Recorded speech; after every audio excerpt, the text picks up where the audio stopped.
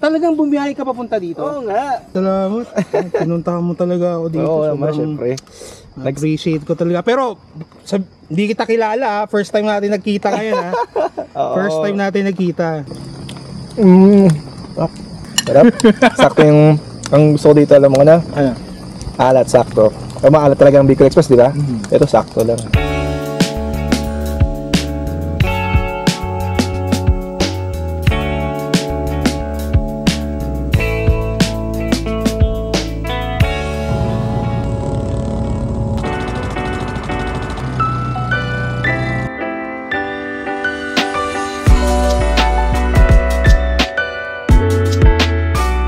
So, pinakuloan ko na yung chicken kanina. Baka, mahampok. Huwag mo na sa bag. Ano to? Kape natin? Hindi, kape mo. Sa bahay. Dami nagre-request kasi nito itong Bicol Express eh. So, yung usual na Bicol Express ang gagawin natin. But instead of using pork, we are using chicken. Salamat. Pinuntahan mo talaga ako dito. Oo naman, syempre.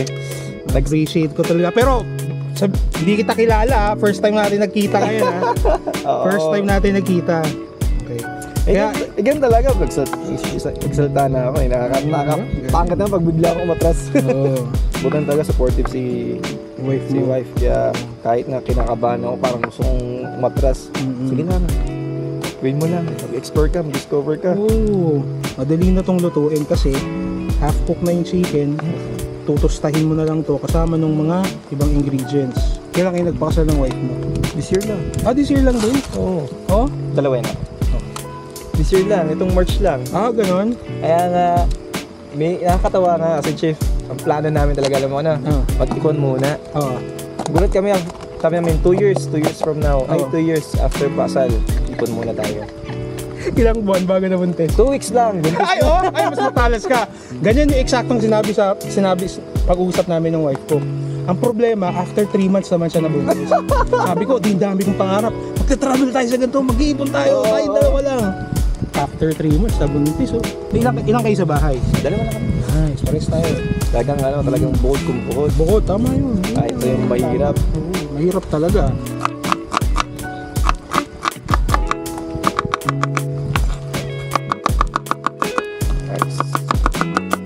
Okay.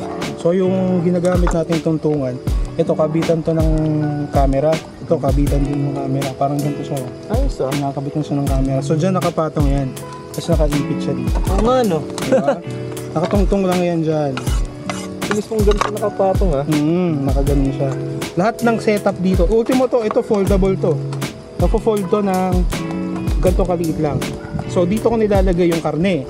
Halimbawa, namalengke ako, katulad kanina. Dito, namalengke ako. Dyan nakalagay yung karne. Kasi dito naman nakalagay yung camera. So kung dito nakalagay yung camera, tapos sasama ko yung karne, paano kung may butas? Hindi, yung baho na ng gamit, tsaka mga damit. So ito, nakahiwalay ito, nakalagay sa likod.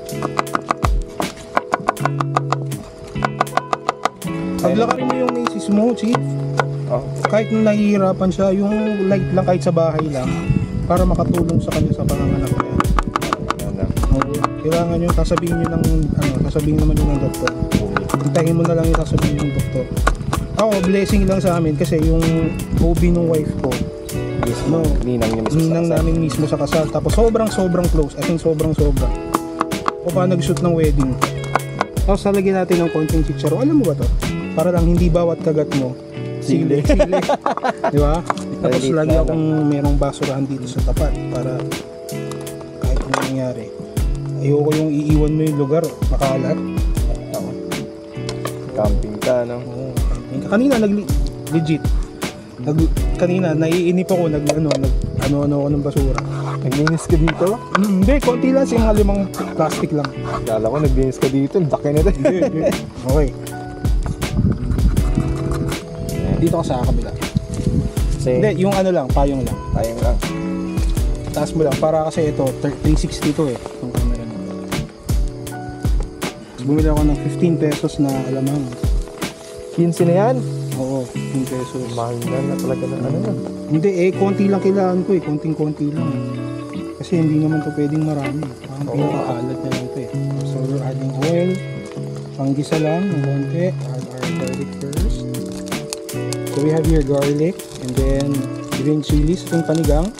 onion, 1 medium size onion, tapos ito may pinitas ako dito na sigarilyas. So, konti lang naman. Okay, tapos walang kaso kung yan, so yun siya, kaya gusto ko.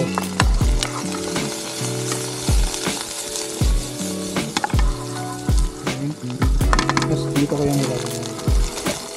Ideally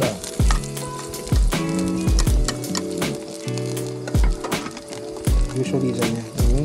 Diba? Okay, tapos yung onion. Okay. So, hindi ideal set natin yun. So, hihinto ka pa ba? Eh, nandito ka na. Oo. Sayang naman yung binili mo, ano? Ay, sayang naman yung punta mo. Kung maluluto ko ito mag-isa kahit sa tent eh. Sayang ang punta mo. Hindi ka papayag nun. Yan, so hindi siya namamatay. Pag dalawa yung lutuan ko, yung isa walang ganto. Para lang ko sakaling masira yung isa, meron pang isa. Yun, walang cover yun. Ang problema doon, minsan, ito lang yung umiinit. Kasi yung bawal, nandito yung hangin. Oo. So, dun lang siya umiinit. So, yun ang mahirap kapag nasa labas ka. Okay, one thing. Yeah, matatanggal naman yun eh. Parang ayaw mo, babawasan ko nga. Hindi sumagot, ayaw nga. Konting-konti lang, hindi pwedeng wala. Hindi siya magiging Bicol Express. Malalansa siya.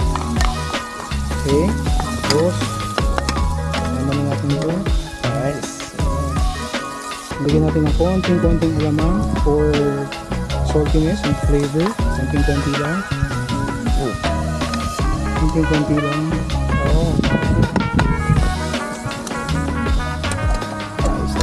Nice yung lutuan talaga. So, sa pala na ba yan? Lahat to Shopee. Misa Lazada. Okay, tapos ito. Ito matagal to ha. Dami pala na ito. Sakto sa atin yan. Sakto ba yan? Ito, wala nang tinanggal ko na yung buto. Kainin na lang natin. Sakto yan, hanggang may mauwi pa. Oo, sige, mag-uwi ka. Kaya ako din niluto ng makikita mo para confident kang iuwi pakain sa asawa mo. Haluin ko na to. Sige, gawin naman, sige. Sige, part ka na experience mo eh. Or part yan eh. Haluin ko na talaga. Oo, sige, part ka. Gusto ko gawin yan. Okay, ikaw maglagay pala. Sige. Okay, Bicol Express. Chicken Bicol Express. Sarap mo.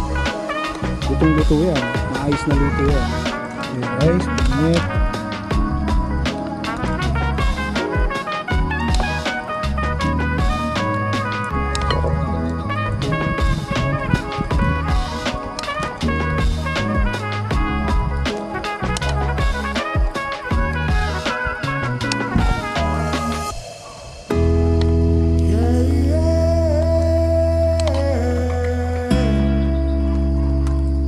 Sakot na lang yung sili.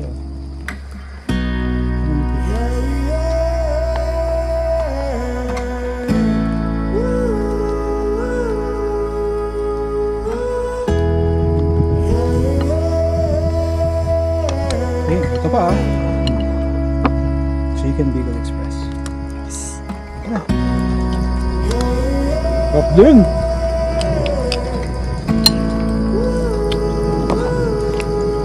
Kaya kain ha? Kaya kain. Busan mo dati yan. Sa view mo. Oh, foggy oh.